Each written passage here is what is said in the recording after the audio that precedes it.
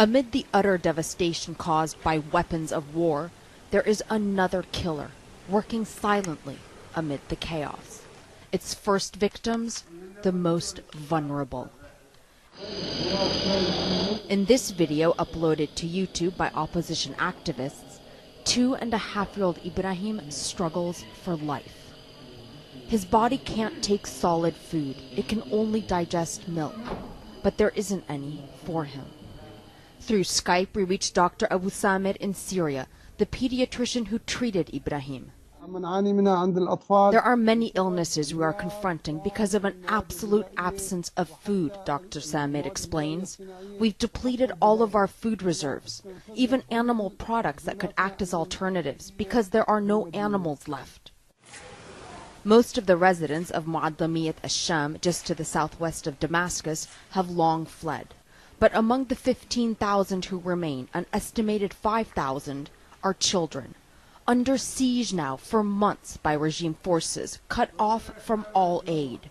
For us, the fact that reports keep coming in from the area indicating the large needs inside, indicating that people are dying because they don't have medical supplies, people are dying because they don't have food supplies, they don't have, as you mentioned, probably the necessary staples as well, is a serious cause for concern. The ICRC's requests for access have repeatedly been denied, and there are hundreds of thousands of people living under a similar siege across the country. In this area, there are tanks on all sides. Only one route sporadically opens, and it's high risk. Presented with the tough choice between weapons and food, the rebels say they have to choose weapons. Otherwise, they will all be slaughtered by the regime. 9-year-old Ammar had a neurological disorder, and there were no nutrients, no food, no medicine to sustain his already weak body. People are eating leaves off the trees to stave off the hunger, Dr. Abu Samir tells us. Adults can force themselves to handle it, but the children can't. Some people rely on vegetables they can grow in their gardens, he adds. And this doesn't give one enough vitamins. There are no proteins, no fats. With little or no food and medicine simply unavailable, anyone with any sort of medical condition simply cannot fight it off. Imad had part of his intestines removed 2 months ago, after he was hit by shrapnel in the abdomen.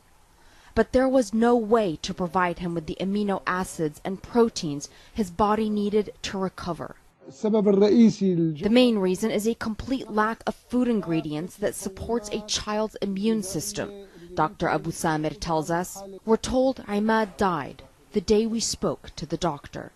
We cannot independently verify the authenticity of the videos or the causes of these children's deaths. The ICRC also can't confirm how they died or indeed how many people are in this condition, a point of immense frustration for them. This is what needs to be highlighted. These reports cannot be confirmed, for example, by international organizations because they have not had access, and that lack of access is the main concern. Unless the siege is broken, the doctor says, this is just the beginning. 2-year-old Ibrahim is another one of the innocent victims. The day after this video was shot, he took his final breath. Arwa, Damon, CNN, Beirut.